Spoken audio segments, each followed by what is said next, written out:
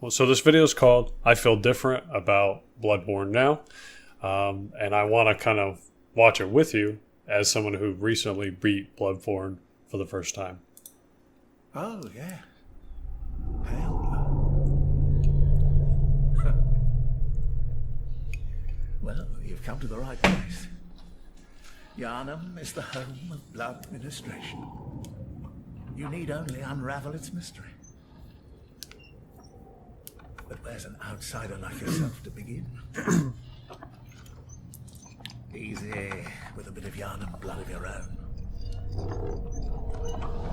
But first, you'll need a contract.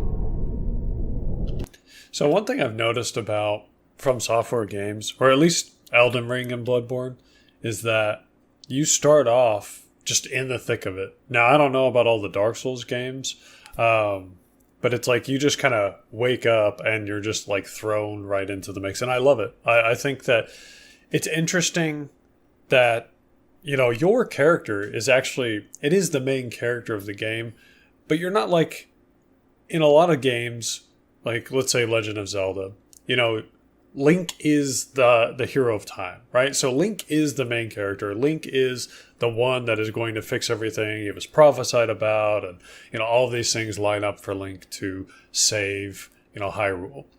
But in From Software games, you're a no-named character with, you know, who's just kind of waking up or coming into this world. And I actually think, I've never really thought about it till this moment, but it makes a lot of sense because by doing this, by making you kind of smaller as the character, you know, in the grand scheme of like the place in the ethos or the milieu of the world, it actually allows the world itself to be more interesting. So it's almost like the world itself is actually the main character for, you know, the game, as opposed to the characters themselves, especially you as the main character. I don't know. I've never thought about it until just this moment, but it actually makes a lot of sense. So.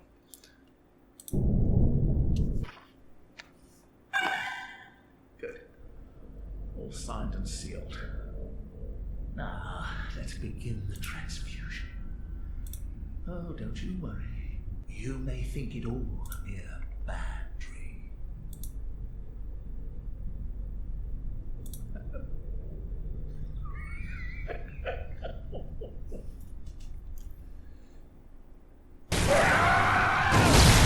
Greetings. I have just come back from the latest hunt. Hey, we just did the video on Orphan of Kos. And with it came some reaffirmed feelings and also some hard pills to swallow. Bloodborne is one of those titles that doesn't come very often, and I don't mean in the sense of it being a masterpiece where they've become more common when you combine the AAA and indie scene together, but I mean by its status in gaming. Bloodborne is revered by its community, and there are good reasons as to why. It's also a title that is frozen in time, seemingly doomed to stay on the console, with an unlikely future of coming onto other platforms. So, I actually got a comment recently that there was no sequel to Bloodborne. Yeah, because it's been around like 10 years, right? So, I don't think there will ever be a sequel to Bloodborne. Unlike Dark Souls or maybe Shadow, like Elden Ring, where they've found ways to add to Elden Ring with Shadow of the Erdtree. Because even though Shadow of the Erdtree was DLC, it almost felt like another game. And then Night Ring is kind of this like alternate reality of Elden Ring. And so it kind of makes sense that you could do that. I don't know. For Bloodborne, I don't know that there is a real way to make a sequel of the game that would actually be as good or better than the original. Because the problem with Bloodborne is, you know, as you beat it, you know, kind of the cycle resets for the hunt. So what would the sequel be? Just you doing all of those same things? I mean, you already defeated all of the main, you know, vicars and original hunters. So if you defeated those people already, then what is the hunt going to do? Now, if the hunt resets all of it, then sure. But why would you want to fight all of those same things again? So I don't think that there will ever be a sequel to Bloodborne. Unless there was a unique story You went somewhere outside of Yarnum and you fought other hunters, maybe, or maybe there's other factions of hunters that, they never really talked about in the original. And then you went and fought those, kind of outskirts sets of hunters. Okay, I could kind of see that. But I think having been 10 years and them moving on with multiple projects like Sekiro and Elden Ring, I don't think they're ever going to go back to Bloodborne or make a sequel. At the time of its release, I didn't have a PS4, but I wanted the game that much that I was willing to buy a console for it. That's how big of a deal it was for me back then. And by that point, I was already hooked on the Souls Kool-Aid. I wanted more games like it. And back in 2015, there still weren't that many options compared to now. And after Dark Souls 2, I was ready for more From Software content. I had seen some very early screenshots back then when it was known as Project Beast. But before that, I actually thought it was Demon Souls 2 for some reason. Although little did I know that not only would it be something else different from the Dark Souls lineup, but also one of From Software's most unique titles to date. I had to wait the whole year to get a PS4 for Christmas just to play Bloodborne at its fullest. But throughout that time, I would get some opportunities to play it from a friend of mine who had a PS4. This fight was so annoying with Father Gascoigne because what's stupid about it is that he pulls out the shotgun and shoots you so fast. So if you're like kind of comboing him right next to him, he'll like swing twice and then just fire from the hip and hit you with it. And it's like, come on, bro. Like, I can't shoot that fast. Like, literally, I would push the left trigger to shoot, to parry, and like half the time, the gun wouldn't even fire, or it would fire, but it was like super delayed. So, I don't know, kind of unfair, but whatever. I guess he was a hunter before me, so. And when I was able to finally dive into it after obtaining my own, I was buried 6 feet under in endlessly glazing the game, where it became more like Glazeborne rather than Bloodborne. It had become my game of the year for 2015, and honestly, it still is. And over the years, I would replay it from time to time because I had enjoyed it that much. But my last playthrough was an enlightening experience, to say the least. Man, 2015, it sounds so far away, but it doesn't feel so far away. Like, my house, I moved into this house at 2015, so it's been 10 years. And it does not feel like that at all. Like, 2015, it sounds long, but it wasn't. I think COVID kind of compressed some of that time before, like, after. So those years, like I would say the 2 years of COVID, like 20 to 2022, those years kind of felt compressed. So it's like the timeline has skewed, so to speak. For context here, throughout the years, that is, I'd gotten to play Sekiro, Elden Ring, and its DLC, and I also managed to revisit Demon Souls on the PS3, which is admittedly pretty dated, but also stands out in its own way, where it was more about environmental challenges, the slow but methodical approach to combat, and the arduous journey that one would face throughout each level. Playing those games gave me differing perspectives between each other and allowed me to appreciate the changes brought by them, and they also magnetized things that were wrong with each other. Now, the reason I hadn't talked about Bloodborne earlier in my YouTube, history is because I hadn't played it at the time, and only just now I had gotten through a playthrough from beginning to end, and now I can finally talk about the game with a refreshed perspective, because my previous perspective on the game was somewhat dated. No offense, but if you're paying over $30 a month for car insurance, you're getting ripped off. Due to, like I said, not playing it for quite some time. And what I can say now is that my opinion on the game has changed in some ways, where it isn't quite the same as it was earlier on during its prime years. To be very clear, I still love Bloodborne, and I always will. But, man, it does have some problems. And the problems I have with Bloodborne are the things that make me appreciate games like Sekiro and Elden Ring even more. Where I'm like, thank God they fixed this. Thank God they didn't bring that back. So this isn't really going to be a review or this is something that you didn't know about Bloodborne, or here's another way of looking at the game. Everyone else has already done stuff like this for Bloodborne and has dissected the game so much. Instead, I'm just going to give my own honest thoughts and feelings on what I like and didn't like about Bloodborne. So let's get started. Bloodborne, like Dark Souls 1, also has a special relationship with me because of the impact it made on me at the time. Dark Souls 1 provided me a unique experience unlike anything else I had known back then, and it also showed me that difficult games could actually be fun, that difficult games actually got easier as you took the time to study and master its world and its mechanics. I'm no master on either of these games, or in Bloodborne for that matter, but I can dive into them and complete those games anytime I feel like it. With Bloodborne, the gameplay felt like Dark Souls 1 and yet felt far more aggressive in a way that forced me to break bad habits that I developed from playing 1 and 2. In 1, I played more defensively and passively, waiting for attacks to appear rather than attack. But in Bloodborne, playing defensively made it harder. It's very true about Bloodborne. Like, even... How's it going, Apollo? The difference between, let's say, Bloodborne and Elden Ring is Bloodborne really rewards aggressive playstyle. So when I finally beat the Bloodstarved Beast and I learned that you basically have to stay right next to them in order to dodge most of the attacks and be able to like do damage and stuff. Once I learned that, then I was able to progress, right? And it actually helped me to beat a lot of the other bosses because I was trying to, put distance in it or wait for certain attacks. But a lot of the bosses in Bloodborne, you beat by staying like right next to them. That's actually how I beat Orphan of Kos.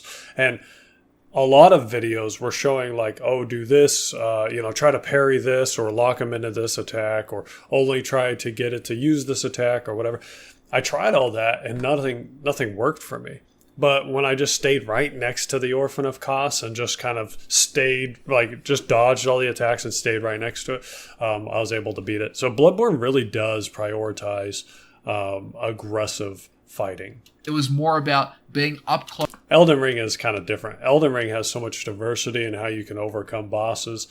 Like, I had a Rivers of Blood build initially, which just pumped out damage. But towards some of the later bosses, I would just get murked, like one shot. And so I had to switch to like a tank build, and then the tank build kind of carried me the rest of the game. Close and learning to be comfortable with imminent danger. And this was something that really stood out for me in Bloodborne's gameplay. It felt incredibly tight and focused in a similar vein to Sekiro, where instead of being a jack of all trades, it opts for an idea, a vision for a new flavor of combat that was familiar but unique. In Bloodborne, you had the gun and the melee weapon working together. You would use the gun to stun or parry enemies, and the melee weapon to dish out damage and go for viscerals. It was admittedly a struggle to get used to being aggressive and not having the security of a shield or being passive, but Bloodborne gives you not only results from that desire for aggression, but also rewards you even and encourages you to do one defining thing that incentivizes it more than any other FromSoft game, and that is the rally system that combines with the aggressive gameplay of Bloodborne. So when you take damage, you get a small opportunity to recover health from attacking, and this heavily encourages hit trading, where you take some damage, then you also have a quick successive opportunity to attack back and get the health that you lost back. The rally mechanic and the aggressive gameplay made it so that as long as you could keep a level head after taking damage, you could still pick that health back up and continue fighting, which kept the aggressive loop going. And while you could still be aggressive in the other games, you have to be far more careful because you no longer have the benefit of recovering health unless you count flasks. Bloodborne was all about fast-paced, hyper-aggressive combat where you were punished for keeping your distance and rewarded for taking the fight to the enemies and being up in their face. And I loved the way Bloodborne did that. The rally mechanic is similar to other life drain mechanics or item usages that can be found in other games. Elden Ring technically has it once you have Melania's Rune and the Godskin Swaddling Cloth Talisman, as well as the Blood Tax Ash of War, Lies of P also has a similar system, and that's another fantastic game, by the way. Probably the best non-From Software game that I've played so far, honestly. However, there does come a point where the rally system itself gets harder to use, and you can't really rely on it as much anymore, especially in the second half, and to some extent in the DLC, because in those parts of the game, the enemies are so punishing with their damage output that playing too aggressively for the sake of getting your health back through rallying becomes way too risky, especially with bosses like Abredis or Orphan of Kos or Ludwig or Lawrence, where they can absolutely nuke your health before you even know it. However, in the first half, the rally mechanic works a lot better. Enemies can still dish out considerable damage, but aren't as overwhelming with their damage outputs, so that you can still afford some aggression and risk. This means that it becomes less useful in the long run, and the reliance of reading attack patterns and tells and dodging becomes more of a priority rather than just simply relying on the rally mechanic where you're always risking taking damage. I think that the rally mechanic in Bloodborne actually is really cool. I was actually surprised when I started playing Bloodborne because I didn't realize that it had that. But as I was attacking things, like, if your health bar is orange, you get it back. I was like, oh, you get health back by hurting enemies if they hurt you. And he's right, that the rally mechanic is great for the beginning of the game. And it is useful later on, but I think it really is more like implemented to help you at the beginning of the game than it is later in the game. Because in the beginning, when you're in like Central Yharnam, it's a lot harder to get vials. Like, you can get them from a lot of the beginner enemies, but they don't drop all the time. And some of the bigger enemies are really hard to kill when you very first start the game. So it's hard to be able to, get that health back at the beginning. So the rally mechanic is almost like a crutch a little bit to help you at the beginning of the game. Once you're further in, and you have, your 20 flasks almost all the time, or you have even more than that based on the Carol runes, then it's not as useful or important. Now, you still do see a benefit from it as you're fighting some of the tougher bosses, and they hit you like for almost half your health, and you can get some, retaliation hits back in. You can get that back up like maybe a quarter. So the rally system is beneficial, but I think he's right that the usefulness of it kind of falls off in the second half of the game. But it is a cool system. I did like it. So I'm 50-50 on the rally system. Some enemies, especially the fights that are just not fun, makes me not rely on it that much because it either punishes me in certain ways that just outright kills me and then I have to do runbacks, or if I go for a rally opportunity, it's then immediately followed by another big devastating attack that takes away a lot of the health that I tried to get back in the first place. So nevertheless, I relied more on just being aggressive, learning to read tells, learning to dodge more efficiently, rather than just using the rally mechanic itself. But that's not to say that it's completely useless, because it can come in clutch at times, and it can help you while you're still being aggressive, but smart at the same time, especially in some of the boss fights that I really enjoy, like Lugarius, Ludwig, Maria, Gascoigne, Goemon, and Orphan to a lesser extent.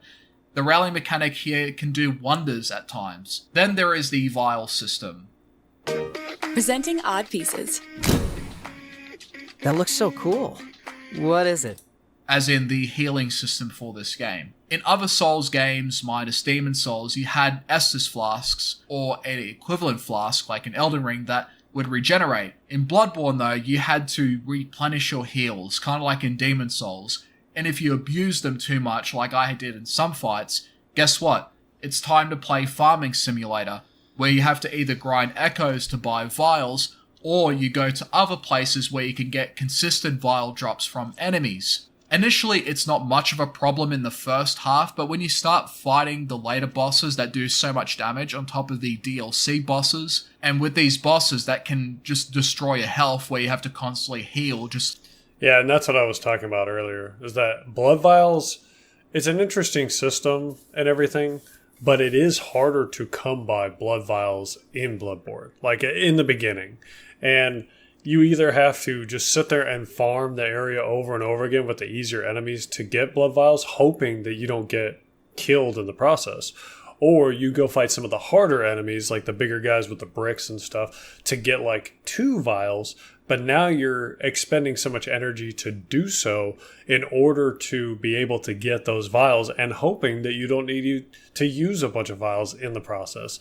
So really, I think that the beginning of the game isn't meant for you to sit there and churn all these enemies, because you will get some experience, you will level up a few times, but really, I feel like it's to kind of get you through and to get you better gear. It seems like a lot of the From Software games are like that, where the priority really isn't to kill things and necessarily get stronger. It's actually to get through and get better gear to then be able to take down, bosses and stuff. And once you have a little bit of gear, then you go back and those areas are a little easier. Then you can start farming for blood echoes or whatever. And then you can kind of use that to level up to fight the bosses and upgrade the gear.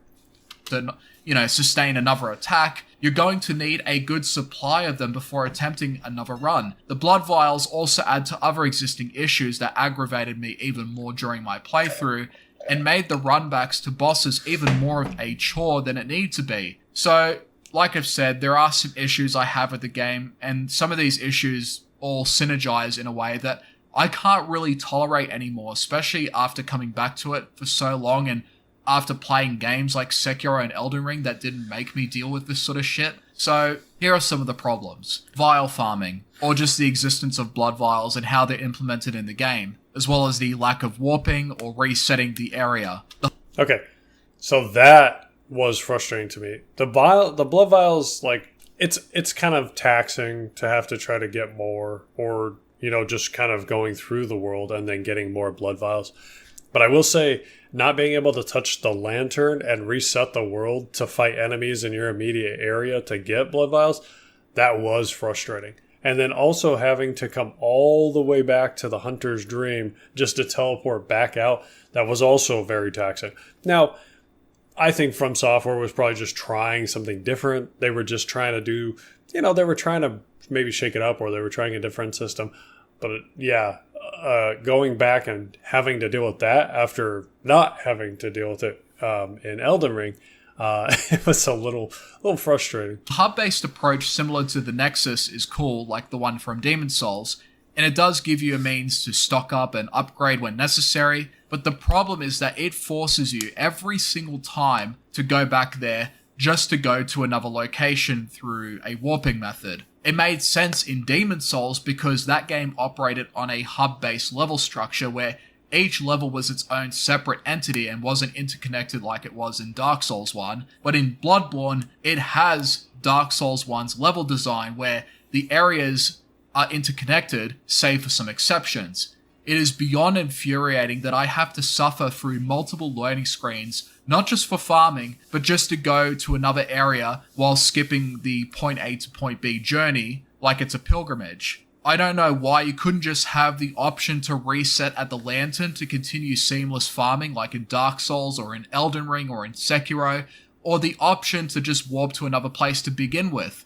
What if I didn't need to go to the Hunter's Dream just yet and I just want to... So my question is, when was the development for Bloodborne? Like, yeah, maybe it came out in 2015, but if they started it, like maybe they started the initial ideas of Bloodborne when they were doing, Demon's Souls or Dark Souls 1 or something like that. Maybe they carried that over from a previous game and, they just were trying it, or they thought that would work for this game.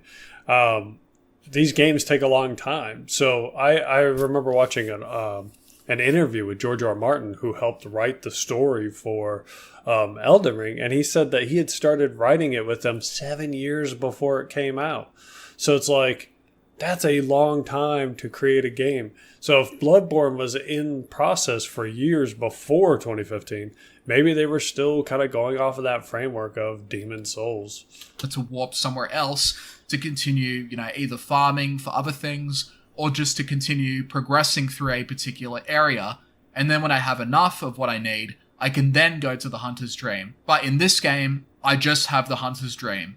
The lanterns only take me there, and from that point on, I have to go to the gravestones to go to another different area. And this means I have to go through 2 loading screens every time. And I'm sick of it. And this is coming from someone that's played this game multiple times. I've platinumed it on PS4, and every time I play Bloodborne, this problem just gets worse and worse. And it made me appreciate the fact that Sekiro and Elden Ring brings back warping. It brings back the option to reset the area to continue farming, so I don't have to go somewhere else just to continue farming in that area. Now, someone might say that it's for lore reasons, but sometimes the lore and mechanics and the intuitiveness of gameplay can overlap at the expense of a more enjoyable and seamless experience that was realized in Dark Souls 1 and 2, Sekiro and Elden Ring. And when lore makes a part of the gameplay more tedious than it needs to be, just for the sake of continuity, then the lore surrounding it should be changed or altered. I could reset and warp at the bonfires, or the Site of Grace, or the Sculptor's Idol. I could level up in those places, save for in Dark Souls 2, all the while engaging in the world at the same time. Where in Bloodborne, the Hunter's Dream is the source of my leveling, and also the source of fast traveling, all at the cost of 2 loading screens. Which I think another aspect that maybe he's not considering, and I also was frustrated with having to go back to Hunter's Dream over and over and over again, but I do think it is lore based, actually, now that I'm kind of thinking about the game and the structure of the game. Because one, you kind of wake up in the Hunter's Dream after, Yosefka's thing, and you come here and you meet the doll and you meet Gehrman. And if you know the lore behind the doll and Gehrman, like there's stuff going on there, right? But you also have to come back here to meet Gehrman. And, as a spoiler, the last fight is here with Gehrman at this workshop. So I do think that it is lore based, that you do have to come back here.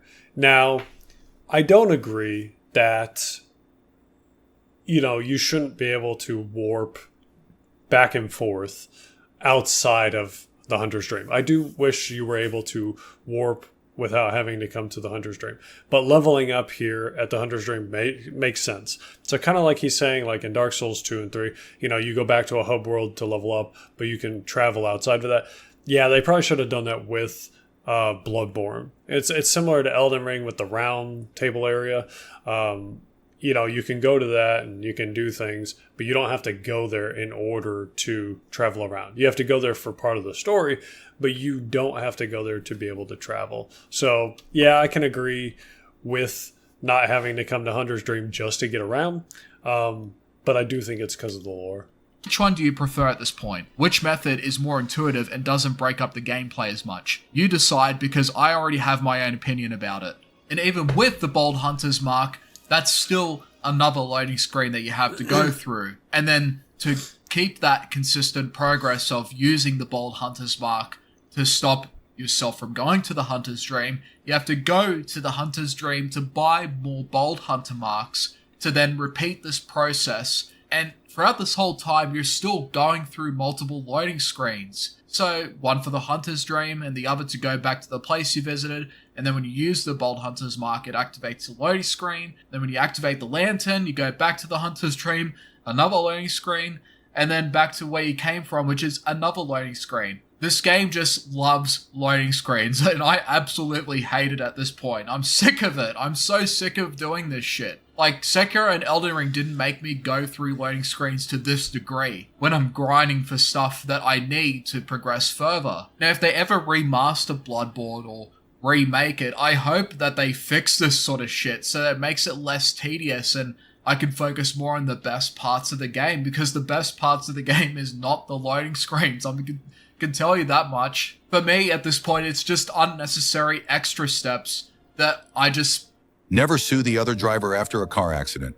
There's a better way to get paid a way bigger check without having... cannot tolerate anymore. And I hate grinding for vitals. And it's worse... This guy's just kind of complaining, I feel like. It's like, I get it. Like, going back and forth is kind of taxing, but, I mean, it is... It's like they've moved on from that. So why harp on this point? I don't know. Since not every enemy drops them. And if blood vials are the main source of healing that is taken from enemy blood, which I'm assuming is the case when you kill enemies, hence, with blood vials, then shouldn't every enemy be dropping blood for vials to begin with? Maybe this idea wasn't as well realized as they might have thought when they were making the game. Maybe instead they could have done something like, say, limit the amount of vials you have, but make it so that the vials can be replenished from enemy kills. That way you can still keep going through the loop, and this would negate the necessity to grind for vials every time, where you're consistently killing enemies while restocking on vials that you need to save for the boss fights. I mean, there could have been other ways of just implementing a healing system, but at least it would have been one way to prevent you from wasting precious echoes that you could use for leveling or other items that you can use instead of more healing items. But that's just how I feel about it. Everyone may have a different opinion on this, but for me, I'm just tired of farming vials. I don't want to farm vials ever again. Moving on from all that, let's talk about some of the other things, like say the content overall. It's pretty mixed here. In terms of the story and the lore and the atmospheric set pieces and the setting itself, it is amazing. I love it so much. It has differing themes that works well in Bloodborne's fashion of gothic and Victorian aesthetics, the blend of action and cosmic horror. One comment I vaguely remember reading, I can't remember if it was exactly as it says what I'm about to say, but it's that the first half of Bloodborne's story is like Edgar Allan Poe, and the second half is like H.P. Lovecraft. The game flips the script on you halfway through, where you're not just dealing with a beast hunt anymore, but something far worse as you discover what's really going on. The first half experience is fantastic. I guess that's an interesting point. I never really considered it. Because, you just kind of, like, From Software doesn't force feed their stories to you. You kind of have to, like, glean what the story is as you play through the game. I guess that's true. So the first half of Bloodborne really is more like melee-based entities, right? It's like people who just kind of changed into beasts. Whereas after the whole moon thing, you're facing more like cosmic horror creatures. Yeah, I guess I never really thought about it. Yharnam is such a well-designed place with lots of interconnectivity that reminded me of Dark Souls 1's level design with the Undead Burg. But the second half for me personally has more moments of frustration, annoyance, rather than enjoyment and excitement as to explore the places further. Thematically though, it's amazing. Gameplay wise though, it gets to a point where I just want to wrap things up here quicker because the levels just don't really feel as fleshed out or not quite as interesting to explore, and the enemies aren't as interesting or as fun to fight for that matter, and some of the bosses at this phase aren't that enjoyable either. And that's another thing, the boss roster and quality overall isn't as consistent as I would like it to be when you take the DLC out of the equation, especially, where the DLC has arguably the best bosses in the entire game. Mikolash is an annoying fight and is even worse than the DLC. The one Reborn is just a giant heap of flesh that's just way too big for the camera, although I do appreciate the nod to the Tower Knight fight from Demon's Souls. Abritus is thematically awesome with a great soundtrack behind it, but for me, a lot of the times, it's just a miserable fight, even in spite of the mechanical depth that she has. And don't even get me started on her version in the Chalice dungeon. There are a few bosses that I enjoyed fighting in the main game. Cleric Beast is a great starting boss to get you warmed up in the type of combat that you're about to experience. Gascoigne evens the playing field, showing you what a hunter-style boss fight is going to be like, and it raises the stakes with his transformation. Ligarius was a... That's true. Gascoigne is a great, like, kind of initial boss, because he shows you the mechanics of what the game is going to be like for bosses, especially for hunters. How they all kind of have, like, this certain moveset, but then a lot of them, like, transform into something greater. You fun and intense fight that punished distancing. Gurman was a fantastic final boss. That's one of my personal favorites in the game. But other than that, a lot of the bosses were either just okay, somewhat decent, or some were just like, thank God that's over. Whether they were just boring or unfun to fight. In the case of the DLC, I still think it's one of the best DLCs From Software has done and has the best boss fights in the entire game, like I said. Ludwig, Maria, and Orphan are the best Bloodborne bosses, period. They are uniquely difficult and relatively fair bosses that you can always keep up with that test your boundaries of pressure play unlike any other boss in Bloodborne. And every time that I do beat them, I do feel immense satisfaction, although with Orphan, I feel satisfaction for a different reason, which I'll get into later. So I'm going to push back on this guy a little bit because it sounds like he only likes the... Oh, thank you, last one. I appreciate that. Yeah, I mean, there's a lot, right, for a lot of stories. But I'm going to push back on this guy saying that, like, Orphan of Kos and Maria and who else did he say were good fights? I think Garriman. It seems like he only likes the fights where it's against kind of the more humanoid enemies. And that's, I'm not bashing him or anything, but it's like, why do you only want to fight the things that are similar to you? He says they're fair, but the boss fights are not meant to be fair. The whole point of a boss fight is that it's difficult, that it's challenging. In fact, like, I thought that Orphan of Kos was easier than, say, Ludwig. Like, Ludwig was annoying. Lawrence was annoying. The fire being everywhere all the time was annoying. But at the same time, it's like, why would you not want it to break up that monotony? What was it? The one, whatever it was called, where it's the big mass of bodies. That thing is so annoying. It was a really annoying fight. But it's like, again, why would you only want to fight the humanoid type enemies? Like, it's good to have those bosses that are super challenging because then it, one, breaks up the gameplay, but two, it also makes you appreciate some of the other bosses. So, I don't know. I don't know about fair. I mean, they're bosses. That's kind of the whole point. I always look forward to fighting Ludwig and Maria in particular when I play through Bloodborne. But fights like Abritus, Dark Beast Parl, and to some extent Orphan of Kos are fights that I dread doing. I actually didn't think that the Dark Beast was that hard. Literally kind of the same thing that I was talking about with some of the other bosses. If you literally just stay right under it the entire time, you're going to get hit with some of the lightning attacks, I think. But you can just keep dishing out damage like the whole time and dodge a lot of the attacks. So really a lot of the bosses in this game come down to just staying right on top of them. So I don't know. The guy, let me see. The guy's name is Sako. So I just have a list of different From Software videos and stuff that I was kind of watching different people's perspectives on. So, but feel immense satisfaction finishing so that I don't have to worry about them again in the playthrough. These sorts of bosses each have their own unique problems, but also their own depth of mechanics. And the problems that... I will say one thing that is frustrating about bosses like Dark Beast Parl. My favorite game is Elden Ring. And it's because that was the first one I ever actually played through and beat.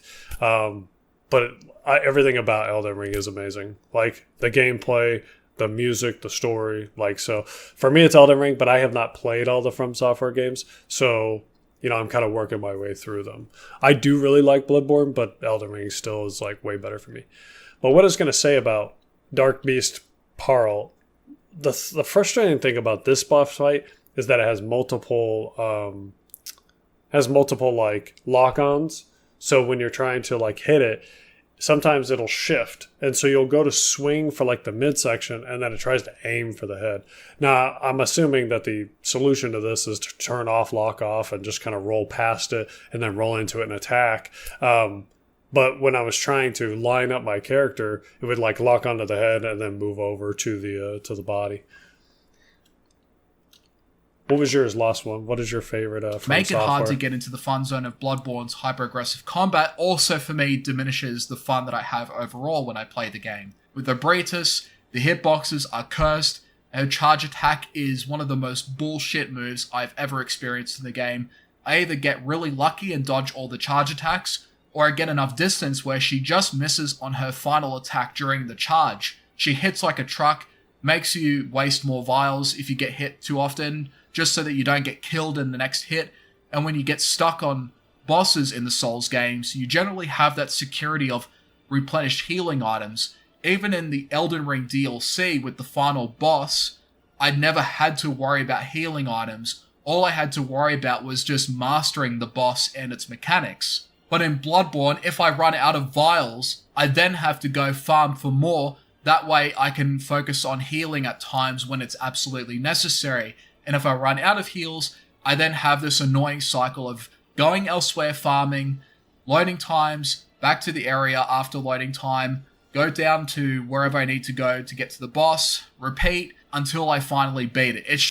I will say farming vials is probably one of the worst aspects of Bloodborne, especially early on. But later on, it's not as bad. I get what he's saying. The one thing I will say is, like, yeah, once you run out of vials in a fight, it's like you're kind of screwed. But you get 20 of them, which is more than Estus Flask or some of the other healing items in the other From Software games. So it's like, I think that's where they were trying to balance it, is you getting more. And with the Carol runes, you can actually jump that up past 20.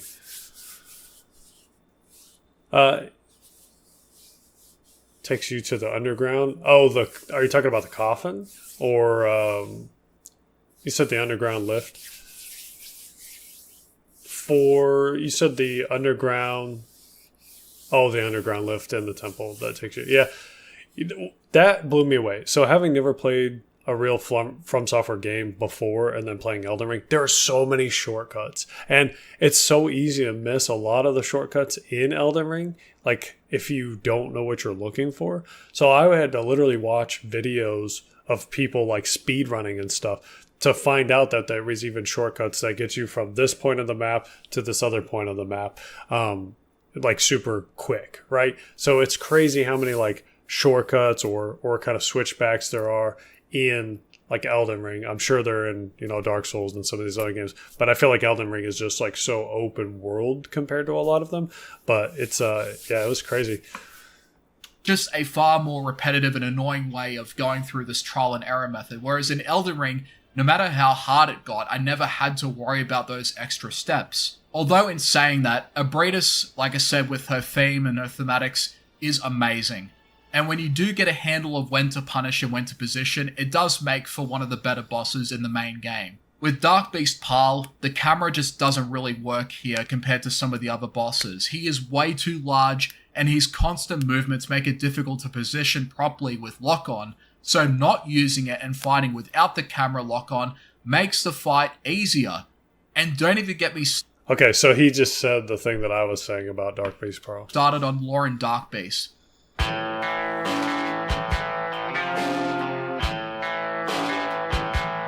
No, I don't use ad block. Like I said in another video, my wife has YouTube Premium and I don't even use her YouTube Premium. But I figure if people watch ads on mine, I'll watch ads on theirs. In fact, some of the Chalice versions are just more miserable versions to fight compared to the main game versions. In my playthrough at this time, I didn't unfortunately go through all of the Chalice bosses, but there were some standouts like the Yharnam Queen, the Bloodletting Beast, and the Watchdog. As for the rest though, they're either forgettable or are just more frustrating than fun to fight. And Chalice dungeons in general are a part of the game I never really enjoyed that much, and with the emulation, I wasn't able to fully utilize its online capabilities, which was unfortunate. Then there is the matter of Orphan of Kos. Man, this fight. I'm pretty conflicted with Orphan of Kos, to be honest with you, even though I think this is still an amazing fight, because I can see the brilliance of Orphan of Kos and also the aspects that make this fight very frustrating. I know some people have considered this guy to be the best final boss or the best DLC final boss. I wish I could feel the same way. I agree that he's the hardest boss in the game. I agree that he's one of the hardest bosses From Software has done, but I don't necessarily agree. I don't think he's the hardest. Like, again, I was saying earlier, like, once I learned to just stay right next to him the entire fight, it made it so much easier. I would literally just dash past him or roll past him when he went to attack, and you can literally dodge almost all of his attacks just by doing that and then getting behind him and punishing him. So I actually don't think he was that hard once you understand the fight, which is a lot of the bosses, right? But some of the other bosses just have like really punishing AoEs, or they have really punishing, long distance attacks that are just, BS. he doesn't really have that. If you can kind of just stay behind him almost the entire fight, there's not a lot of punishing attacks that he does that hit behind him. I don't think it was like crazy. Favorite video? I don't really have a favorite because they're all very similar structured. I do like the Orphan of Kos, so I'm glad that I was able to put that one out. That he's the best final boss or best boss in Bloodborne, because how I feel after beating him is completely different compared to beating someone like, say, Ludwig or German or Maria. With Ludwig, I felt like the fight was difficult while still being fun to get into. With Orphan, he was difficult, annoying, frustrating, wildly unpredictable, and janky with certain animation changes that would completely screw me over during a close victory or... See, I think it's just this guy. Because I don't think, like, obviously everybody's experience is different. Who finds Orphan tough, may not find Ludwig tough. Mine is actually the opposite. So I struggle more with Ludwig than I did Orphan. And I think the thing with Ludwig was, once a lot of people were posting on my community tab to use that whirligig saw on Ludwig. Literally, the second I switched over to that and kind of leveled it up a little, I got beat him the first try with that weapon. So it was like, it really is kind of like just finding the right strategy is the key to all of this, to every From Software game. It's not about trying to do it every other person's way, but there is, there is a way to beat it that once you do it, you're like, oh my God, if I knew this from the beginning, it wasn't that bad. Yes, you're right, because humanoid bosses in From Software games, it's like they're smaller hitboxes, they're smaller, damage boxes to you as the player. So it's like they are easier to manage, right? So when you fight something that's like massive, let's say even Radon compared to Orphan of Kos, right? Radon is like 2 to 3 times his size. So the attack like sweep is greater. And so once you learn that you can just kind of roll into all of the attacks or you can parry, like once you get better at those mechanics, it makes it a lot easier. But when you have these massive bosses that, let's say what is the thing in Elden Ring? Astel. So when you're fighting Astel, that thing is massive, right? The Elden Beast. When you're fighting these things, it's so much harder to be able to kind of manage some of the attacks because they're so big. So the attacks are bigger. And now there's more room for you to hit the boss. But generally speaking, the speed of the boss doesn't always equate to the size of the boss. So you would expect a large boss to be slower and more lumbering. That's not always the case in a From Software game where the bosses might be big, but they still move quickly. So it's like, so I think that this guy really wants just smaller bosses because they're more easier to manage. Moments where I thought I could go in for a safe punish, and then suddenly he just does this random lightning quick attack that I had absolutely no time to react to or prepare for. He says, I didn't have time to react, but then shows a clip of him reacting. And these things collectively makes the fight with Orphan not as enjoyable compared to a fight with, say, Ludwig or Maria. The worst part about this is that thematically it's an amazing fight, and it's a fight I really want to like more than I actually do. You find this dark and terrible secret in the DLC, and it delves further into the lore and the mythos of Bloodborne. However, fighting Orphan is something I know I want to get over with sooner, so that I can move on with the rest of the game. Now, there are certain fights that I feel that way, where I just did not enjoy the fight, and I was super glad that they were over. I would say that fighting Ludwig was getting to that point before I beat him. So I understand the frustration of not enjoying every fight. That's true. Like, not every fight is fun. Like I've talked about in other videos, for me in Elden Ring it was Commander Nile. Like I got stuck on that guy for a couple days before I realized that you could turn his guys against him and then pulled out the Mimic Tier. So it was almost like a 4v1, right? Elden Ring. Favorite boss? I don't know if I have a favorite boss. I think that I don't know if I had a favorite boss, honestly. I liked a lot of the bosses in Elden Ring. I did not like Estelle. I didn't mind Radon. I actually didn't mind fighting Radon, but I didn't realize that if you had Michaela's, like, what is it, Michaela's blessing or something, that when he does the hug to you, it doesn't kill you the second time. I didn't realize that, so sometimes I would get grabbed and I kept dying to that, and I was so frustrated because I was like, why is this killing me? So, you know, just learning that. But it kind of made it more fun. Bale was kind of a tough one. I didn't necessarily like that one. I didn't mind doing Plasudasax. He was kind of a challenge. I don't know if I have like a favorite. I did like the Malekith fight.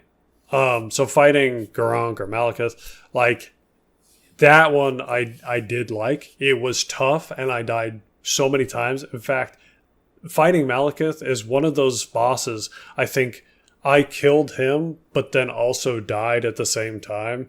But it gave me the kill because he died. So I think that was one of those fights. I don't know. I like the Alexander fight. So, like, but it's super, super sad. So I don't know if that counts. I don't know. He's not really a boss, but I didn't want to kill him.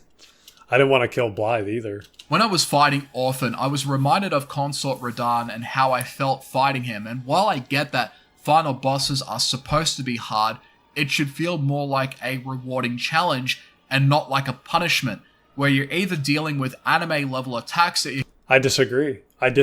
Especially if he is a final boss. You should be punished. I disagree. Like, I think that if it's a final boss, it should be super hard. This is completely unrelated, but I'll share it. I beat Final Fantasy IX when I was a kid. Like, it came out when I was young. I beat Final Fantasy IX. And I remember the very final fight in Final Fantasy IX. The only person I still had alive was Zidane, right? And I had Zidane. He had Grand Lethal. I had him, like, I don't know if he was maxed out in character, like the level, but with Grand Lethal, I was doing the damage cap of 9999. And so when I was fighting the last boss, I think it was Trans Kuja, when I was fighting him, all of my other characters died, and Zidane had 1 health, and I beat Kuja. And I remember, like, just being so stoked that I beat this boss with 1 remaining character at 1 HP, and I beat him. And I was so stoked. Like, obviously, I still remember that, like, that moment, because it had such an impression, because I believe that final bosses should be punishing. Now, you can have optional bosses that are much harder, which a lot of games have, but I think as a final boss for the story, like, you want it to be difficult, because if the last boss isn't that much of a challenge, then what did you really gain from it? I understand that bosses might just be there for story or thematic reasons, and that's fine. But for me, like, if it's a final boss, it should be a challenge. I'm not saying it has to be the hardest boss, but I think, like, Radon, I died to Radon several times. And then to fight him again in Shadow of the Erd Tree, it was even tougher. But I had a different, like, strategy back then. I don't know. I think that a final boss, like, again, I understand it thematically, but I think that final bosses at least have a form or two that are super hard, and then maybe you have something that's super easy after that. Kind of like in the original Final Fantasy VII, right? So you fight Genova, and then you fight the different versions of Sephiroth, and then at the very, very end, you know, the game almost wants you to use Omni Slash on him. So you're both hurt, but then your limit gauge goes up and you can use Omni Slash. Even if you didn't have it the entire game, the game gives it to you for the final battle, which is really sad, because what happened is Sephiroth attacks you and gets you low, and then you're supposed to use Omni Slash. Well, I had counterattack on Cloud, so he struck Cloud, and then Cloud just meleeed him one time and killed him. And I was so sad because I didn't get to use Omni Slash on the final version of Sephiroth. But my point is like, you fight through a bunch of difficult bosses to get to that point. If the final boss is just one form and it's super easy, I just don't agree that that should be the case. Like, it should be tough, because This is the culmination of all of your practice through the game. It's the culmination of leveling up. It's the culmination of grinding levels and hours. It is the culmination of the buildup of the story. Like, when you go to fight this boss, this should represent all of the things that you were building up to. So I just don't agree that bosses should be easier, especially final bosses. And again, you can have optional super tough bosses that are like secret or that you have to go out of your way to fight. But as far as a final boss, it should be a challenge. I appreciate that so much, Joe. I see that. Thank you. I appreciate that. But yeah, I mean, honestly, I just don't agree that the final bosses should be like easier. The character can barely keep up with, or janky animations with inconsistent hitboxes that destroy it. And I would say Orphan of Kos was way easier than Radon, like for me. Like, once I understood Orphan of Kos and just stood right on top of him, it was a lot easier. Now, again, I played Elden Ring before Bloodborne, so I didn't really understand that a lot of the From Software games kind of prioritize this aggressive kind of staying on top of them fighting. I didn't realize that. But also kind of beating Radon, like he does move fast and you don't get a lot of windows to punish him. So you really do have to kind of, work him down. But I again think that it makes it worth the victory. Health. Orphan, though, compared to Consort, is still very satisfying to beat, a bit more so than Consort himself. Orphan and Consort were really the only fights in the From Software series that genuinely had my heart pumping due to the intensity displayed in those fights, how much they demanded from me and how much they forced me into being comfortable with imminent danger up close. And yet, at the same time, See, even watching this gameplay, it seems like Orphan is slower than Radon. And Orphan he's not even technically the final boss. He's the final boss of the DLC, sure. And I would say, like, compared to Gehrman, he is probably harder than Gehrman. Gehrman actually is easier to stagger because Gehrman, because he's a human enemy, if you're using the saw cleaver, I noticed that you can stagger him a little bit. So you can actually probably get like 5 strikes in and then you can kind of back off. Or you can try to like parry him, or you can try to like knock him down with, and that's another thing. Like, if you have the Augur of Abriatus, you can use that on Gehrman and knock him down because it's a humanoid enemy. Can't do that to Orphan of Kos. So Gehrman is technically the final boss, and I don't even think he's that hard. Radon, I feel like is a good challenge to actually overcome. So I don't know. I disagree with this guy, but that's okay. Everybody's entitled to their opinion. I get the feeling of both satisfaction and relief. And when I think of bosses like Lord Ishin, Slave Knight Gale, Ludwig, or Maria, I always look forward to retrying them. I question to myself, what other ways could I fight these bosses? But when I think of bosses like Consort Radon or Orphan of Kos, I think to myself, how much fun am I having with this fight? What is the easiest and most optimal way of beating them? I don't like asking myself these questions. I really want to enjoy fighting them. Now, I'm fine trying to find a way to make the battle easier.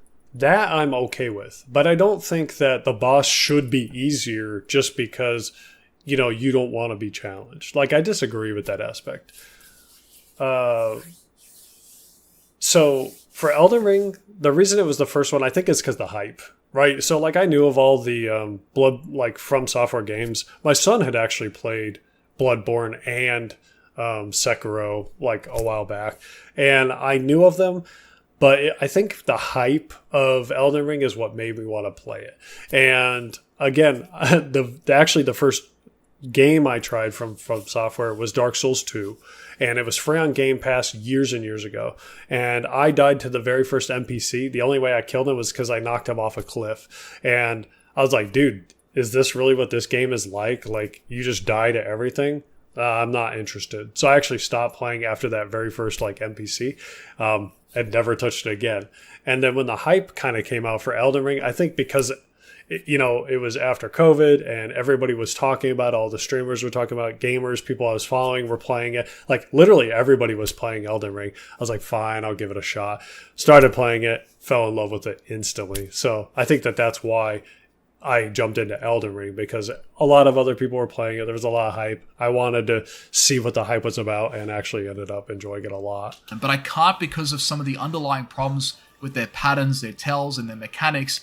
That just makes them more frustrating for me than it is with, say, other bosses where I actually enjoy fighting them, even if... So it almost sounds like he wants easier bosses. He wants to not be challenged. This is similar to the other video I watched the other night about the guy saying like he doesn't enjoy hard games anymore. It's like, okay, I understand that maybe you're to the point where you are not able to beat it, so you want to find an easier way to beat it. I can agree with that. I can understand that. Like, I'm not going to say I've never cheesed a boss, okay? But I didn't cheese all of them. I only cheesed like a few that I literally could not beat. I'll be honest.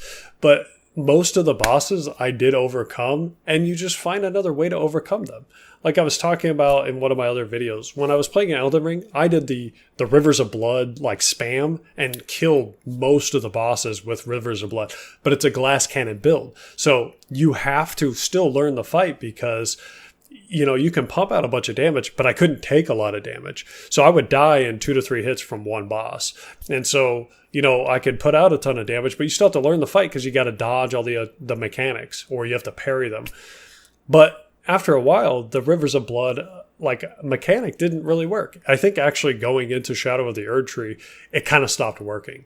And so I had to switch my, kind of my skill set. And that was when that whole let me tank him build was coming out, where you just had the Verdigris like shield and armor and all that. And then you had some certain runes and stuff like that. And then you just had the sword that had like the poison and rot on it. And so I shifted to that build. I went out of my way to find everything. I kind of built myself up as the tank build. And dude, that thing demolishes. I love that build so much. Especially, I will wear that build, and then I will use Mimic Tear to bring out another version of myself. And then I also had the I forget what it's called, but it was the thing that sent out the roots that would, the thorns. It would do the thorns. Is it Thorns of Blood or something like that? Where it shoots out the thorns and then it wraps up against them and then makes them bleed. Dude, that thing cooks. So I would run the tank build with that thorn, whatever that was called. And that thing just cooked. That build was awesome. I used it all the way into the final boss of Radon with Mikola. Like, awesome. Like, it was so good because I would either stay up close to them and just keep stabbing them with the sword, which had poison or rot, or I would switch over to that thing if they were far away and it would shoot the thorns out and it would hit them and they would just bleed.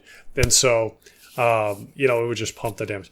I have not played Night Rain yet. I know some of the lore about it, but I actually have not physically played it, and I want to. I want to play it so bad. But I'm trying to work through all of the games slowly. So, like, I because I'm, just getting into more of the From Software stuff, getting into playing the actual games. I want to go through all of them, but there's so many of them. They're more complex mechanically speaking, but still offering me a more fun fight than what these two bosses offer. Ultimately, fights like Orphan and Consort are just fights that make me feel satisfaction and relief after I beat them, while the excitement and I think they should.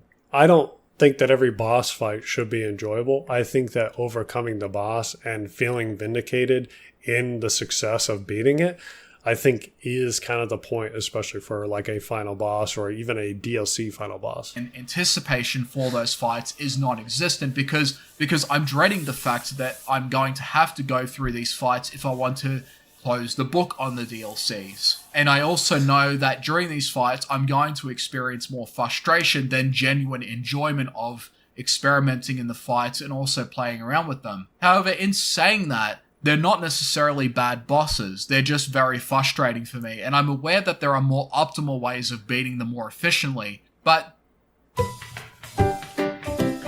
Sorry.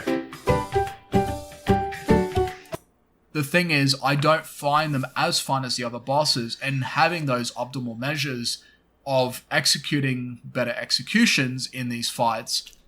I mean, I disagree, because I think that when it comes to boss fights, if you have a strategy that isn't working, Like, let's say when I was running the Rivers of Blood build in Elden Ring, like, yeah, it worked for some bosses. It worked really good against like humanoid bosses because you could stack bleed real fast. I could literally defeat bosses in like a minute with the Rivers of Blood build. The problem is that doesn't work for every boss. Now, technically it would, right? If I could just dodge every mechanic, I could make it work over time. But it wasn't as effective. And I actually think that it's good that some of the bosses aren't affected by the same things because it forces you to either one, get better at the fights, or two, to take a different approach. The thing that I really appreciate about From Software games is that they force you to reevaluate how you're doing things. Like I mentioned earlier, I kept fighting Ludwig and not beating him. And then people in my comment section suggested to use the whirligig on him. Literally switch it over. It wasn't even max level. I just leveled it up a little bit. Switched over to the whirligig and beat him the very first try with it. And it's like, that's awesome. It forces you to kind of get out of your comfort zone, and it forces you to really kind of, take it for what it is, where it's like, okay, this isn't working. I need to do a few different things. One, maybe I just need to come back with different gear. Two, maybe I just need to get good and learn the fight. Three, maybe I need to evaluate how I'm approaching this, and maybe there's something I'm missing. Like talking about the Orphan of Kos fight. Like when I tried to do what everybody else was doing by parrying or only waiting for the lunge attack, it did not work. But I didn't change my build. I kept the same build, but then going in and just staying right on top of him every single time, then I was able to beat him. I did it my way, but it took evaluating the fight and really actually looking at the fight and how he kind of operated to be able to do that. So I don't agree that every boss should be enjoyable. Like, I think that there's bosses that are more fun for some people, and then there's bosses that are just challenging. General weapon of choice in From Software. So I didn't even get the katana, or I didn't use them in Bloodborne. I used the saw cleaver. So in Elden Ring, I would go more just damage, like katanas, the Rivers of Blood. Swords, really. Like, I'm more of a strength guy. I think I've just kind of always been that way. I think because I played a lot of like fighting games, mostly at like action adventure or RPG, where the main character had a sword, like Link from Zelda or Cloud from Final Fantasy, or most of the Final Fantasy characters, their main weapon is a sword. I think I grew up in that culture. Like, you can kind of, you can't really see it. Let me grab it. So, last year, my family actually got me this, like, the little, like, Moonlight Greatsword. And it's actually metal. It's actually kind of heavy. But on top of I have this wall that's next to me. And on top of the wall, I would take the webcam off and show you. But, like, then I'd have to, like, reset it and all that. I don't even think I could get it down. But I have Cloud's Buster Sword.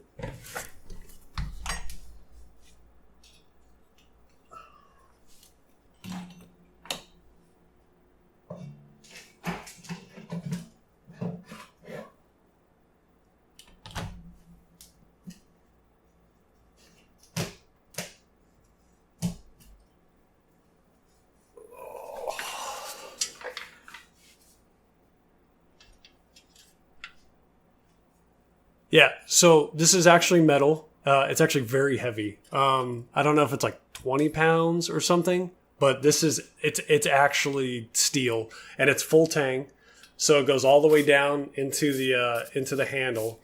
And my wife and kids got this for me for Father's Day years ago. So yeah, this is Cloud Sword. So I grew up on people with big swords. I played League of Legends, and I mained Riven for years, so it's almost always swords. I'm going to go set this down because I'm not going to be able to put it back up right now.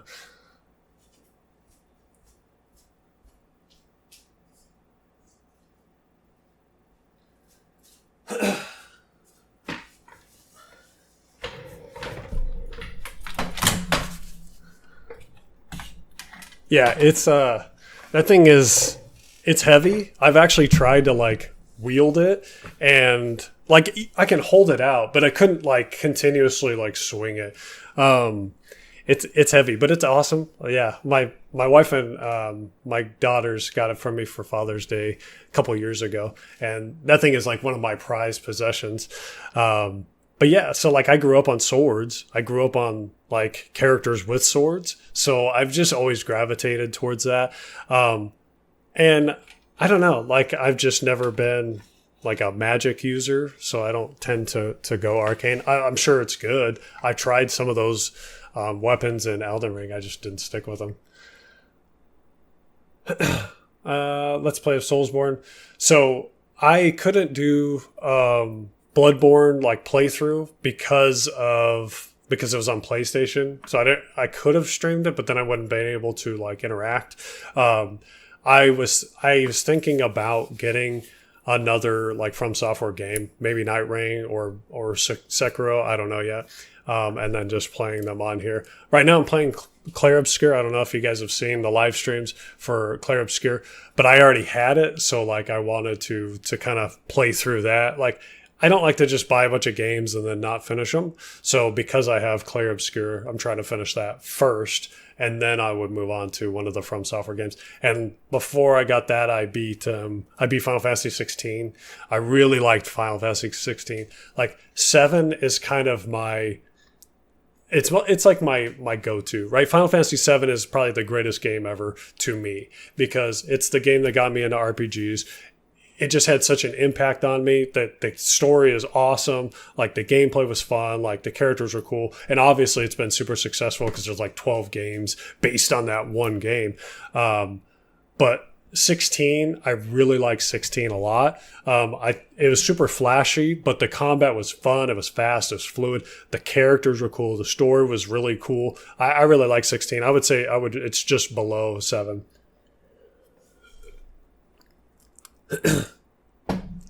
Yeah, I think it was the best Father's Day gift ever. And I have some other cool stuff. Like my buddy just got me this for my birthday because it was my birthday a few days ago. Like I mentioned, so it's like a wood, like it's Hyrule. So it's like carved wood, and I don't know if it's like wood burned. I think it's wood burned, but I'm sure it's made on like a CNC machine. But then it's got like epoxy for the rivers for Hyrule, and it's based on the Breath of the Wild map. Now it's all slanted. But yeah, like my family tends to give me stuff like that. So it's like I wish I had more of a space, but I have a wife and kids, so like I only have so much space to put everything. Plans to play the Berserk game. So I could look up the lore for the Berserk. Are you talking about Berserker of Kazan or whatever it is? Like I know of the game. I actually don't know much about it. I don't know if I would ever play it. I heard it was actually really good though. I appreciate you guys listening. Like it means a lot to me. So I mentioned my other streams. Like I started this channel because I was out of work and I didn't expect the channel to go anywhere. Didn't expect anyone to even like the videos. I really just did it as a way to kind of find and share the lore information. And then as I started making the videos, it kind of made me excited about the games. Like I'm excited to play more of these games. If I had the time and the ability to do so all the time, I probably would. But I did mention at the beginning of this stream that I actually have an interview on Thursday for a job. So, we'll see if I go back to work or not. If I do, I'll still make these videos. I just wouldn't be able to do live streams probably. But I just want you guys to know I appreciate you. Would just reinforce my desire to get the fights over with quicker rather than treat the fights I enjoy the most like a sandbox of boss combat. And when I think on Bloodborne's overall boss quality, it's pretty short compared to some of the other games in the From Software lineup. Even with Elden Ring's massive roster where it's more quantity than quality, there are still more quality bosses than what you have in Bloodborne's. Oh, the Mog fight is funny, dude. So with the Rivers of Blood and Mimic Tier, I beat Mog in under a minute. Like I think it took me less than a minute. I don't know if I posted the video. I have another channel, like an old gaming channel, that I've posted some of my clips to. I'll link to it in the description. But like this I don't know, this fight was super easy for me, like not even an issue. I appreciate that. Yeah. I mean, obviously, like if I could do this all the time, that'd be great, but I got to do what's best for, my wife and kids. So if I have to go back to work, then it is what it is. I would still do the lore videos when I have time though. I appreciate that, Peter. I really do. Like I mean it. Like I really do. I'm humbled. Base game and its DLC. Even Dark Souls 3 has an overall more consistent roster of main game bosses and DLC bosses, and yet when the highs of the highest boss fights in Bloodborne reach the summit, they reach the goddamn peak of that mountain. Because bosses like Ludwig and Maria and Orphan to an extent really do out... Ironically, Maria was actually super easy for me, because I was able to kind of trap her in a corner and just keep as soon as she raised her sword, I would just parry and it staggered her. And I was able to just like get the visceral. So like, and I was able to rinse and repeat that on her. So actually Lady Maria was pretty easy for me. Shine every other boss in Bloodborne overall. And I still think they're some of the greatest bosses that From Software has done, despite some of the frustrations that they each have. As for Lawrence as a boss, amazing theme. That's followed by a fight that I hate, even more than Orphan. I don't enjoy this fight at all. And then there's Living Failures. For me, overall, the boss quality in Bloodborne is not as good as I remembered. I appreciate you, Peter. Don't worry about it, bro. I appreciate it all. I really do. Few actually stood out to me in the base game, and the best ones are in the DLC, which carries a lot of the game's overall quality, if I'm being honest. I actually didn't like this fight. Like, I get that it was just kind of more story driven, so it wasn't tough. It's just annoying. So not like dealing with all these spiders. You basically have to ignore the spiders to be able to get to the boss, or it just keeps doing this like kind of raining AoE thing. So this one was just kind of annoying to me, but it wasn't a hard boss fight. What holds this flawed masterpiece though is in the other aspects that I love about the game. The things that gave me that unique experience that some of the other FromSoft games didn't. The main reason why I rank Bloodborne higher than Dark Souls 3 is the same reason I appreciate Dark Souls 2 so much as a game. It tries to do something different from its predecessor, and the efforts made in Bloodborne led to one of the most unique combat systems that I've experienced in an action game. The fusion of melee and gun combat in a Victorian and Gothic setting with the aggressive approach to the combat is just amazing. Every weapon you have feels unique, and you can't really go wrong with your choices, generally speaking, because they all work in service of the same aggressive style combat.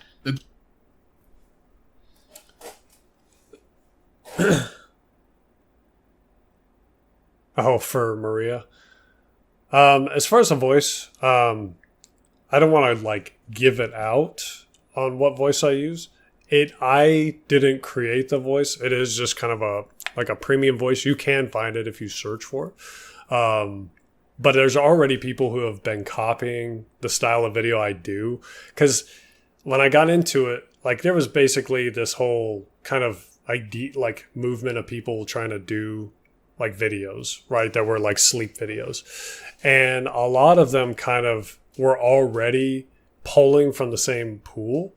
And when my channel started taking off and theirs didn't, they started copying me. Like there's another channel out there, and I'm not mad at the guy or anything, but like saw what I was doing and just basically tried to rip it off, and like took literally everything I was doing and just copied it. And so like you can find it if you search, but there's already people that have copied this. And the problem is like it's not like these videos are the hardest videos to make. But a lot of people are kind of making cheap versions where they just have one script have one AI write a script and then just throw it in a voiceover. I don't do that. I actually have verification steps to try to verify the lore and to try to make sure that speculation is marked and all this other stuff. So, you know, and I know it's not perfect, but essentially I do try to make sure that they are like on track. But you know, if you search hard enough, you can find it. If you just listen to it, you can find it on, you know, platforms out there or whatever. Gothic and the Victorian aesthetics, like I said, along with the Lovecraftian atmosphere and the world building, is so damn cool. And the drip that you have in Bloodborne is insane here. The drip. But at the same time, there are some sacrifices that come along with this Victorian drip. The environments of the areas in Bloodborne do generally become the same-ish, where... Okay, so I do agree with him on this point, that as you're kind of traveling around through Yharnam, it all does kind of feel the same. And I understand thematically they have to kind of be similar because it's all the same city, right? But it's not really until you get to like the Forbidden Forest or Forbidden Woods or whatever it's called, where some of that is different. So I understand this feeling of like it all kind of feels the same. Like I can agree with that to some extent. I start missing some of the color and locale variety from Dark Souls 2 and Elden Ring. I also miss the build variety that you had in Dark Souls 2 and Elden Ring, where a player could truly stand out from the rest, regardless of the statistics. But with Bloodborne, even with your efforts to mix and match with the weapons and the armor, everyone eventually just ends up looking the same, and whatever weapon you do use is still in service of the game's aggressive melee-based combat system. For some people, it's a small price to pay for the game's unique combat, but for someone that has done multiple playthroughs, I don't really get that much mileage out of it. I didn't even find the gun that useful most of the times, to be honest. Like, half the time I would shoot and it would parry, and then the other half the times it wouldn't. So it's like, for me, yeah, like there was certain points where you could kind of predict if the gun was going to hit or not, or if it was going to actually parry. But a lot of times it would like parry some of the times, and then other times it wouldn't. So I actually found out that just kind of avoiding attacks and then, you know, punishing the boss like tended to work better for me in most fights. Not all of them, but a lot of them. Of it compared to those two games. Bloodborne was a game that I glazed throughout the years. I even said that it was the best From Software game for a long time. But after experiencing games like Sekiro and Elden Ring and Dark Souls 3, and revisiting Bloodborne with my recent playthrough, I'm not really so sure anymore. The quality of life changes that came from Dark Souls 3 and Sekiro and Elden Ring made going through certain parts of Bloodborne more aggravating than before. Not being able to respec sucked, and I was missing the verticality of Sekiro and the complete feeling of build expression found in Elden Ring, on top of the color and locational variety that you had along with it. With this, collectively speaking, this makes me like Bloodborne less than those other games. And the thing is, I still love Bloodborne as a game, and I can understand that. Like, a lack of variety in Bloodborne, in the locations, the builds, kind of the overall like aesthetic, that I can agree with. But I don't think that the point of Bloodborne was to be these other things. I don't think that the point of Bloodborne was, you know, all of these different things going on. So there's just, you know, these different like areas and colors and so on and so forth. Elden Ring's like the opposite, right? There's like 20 different colors that all represent a different thing, and there's multiple areas. I think Bloodborne was meant from the get-go to be just this very tight, compact story about, you know, hunters that introduced the blood of these gods and became beasts. Like, I think that's it. Like, that is kind of the overall thing. Yeah, the fashions, yeah, there's not a lot of fashion, and almost all the outfits look the same. You almost all look like some kind of detective or Batman or something. I think you can respec, right? You can use the item, but it's like you have to go out of your way, or no, you can't respec. I thought you could. Yeah, so the blood gems, yeah. Yeah, you have to go out of your way to kind of... It's like, that's also a good point. It's like you have to farm the dungeons if you want to level up like multiple, you know, weapons. Like, basically, I had to stick to the saw cleaver and just kind of leave it at that for most of the game. I tried some of the other weapons, like the whirligig, but most of the bosses, it's almost like the game wants you to use the saw cleaver. But yeah, it does have a cool like aesthetic and kind of story. Will, and I want to make that clear again. But I can't really see it as this perfect, chiseled masterpiece anymore, because it's just not. It never has been. And people in the From Software community still glaze the living shit out of this game. And this is coming from someone that used to do the same thing. And like I said, playing it again made me appreciate the things that the later titles added even more. And even in spite of the issues that I had with Shadow of the Erdtree's DLC on top of Elden Ring's base game, to be honest with you, I got more out of that game overall than I did with Bloodborne recently. Which is why I can't say that Bloodborne is my favorite game in the From Software lineup anymore. It just isn't. It's still in my top 3, but it's not number 1. Sorry, Bloodborne, but it's gonna go to Elden Ring. Now, does this make it a worse game though? No, of course not. I still have favorites. I'm always going to have favorites, even though I know that there are games out there that are better than them. I know that I can still see myself playing Bloodborne in the future, same as with, Dark Souls 3 and Sekiro and Elden Ring that are also my favorites alongside Dark Souls 1 and 2. In fact, a lot of them are among my favorite games of all time, but we're just talking about which one's my... Yeah, I tried the Kirkhammer because that's the sword, and it was okay. I'm sure all of the weapons are good, in some regard. I probably won't go back to Bloodborne because a lot of times once I beat a game, I don't usually go back to it unless there's a DLC or an update or something. Besides, there's all these other From Software games to play, and I have to finish Clair Obscur, so I probably won't go back to Bloodborne. But I'm sure all of the weapons are good in some regard. I wanted to try the katanas and some of the other weapons, but it was getting to the point where I was like, okay, I'm making the videos. I kind of just want to finish it to move on to another game. So I don't generally 100%. I like to kind of play a game, get a lot out of it, and then beat it and then move on to another game. Because when I was younger, I had more time to do more completionist stuff. But now that I'm older, I have responsibilities. I don't have that luxury, so I try to get as much out of it as I can to justify buying the game. But I don't tend to do everything.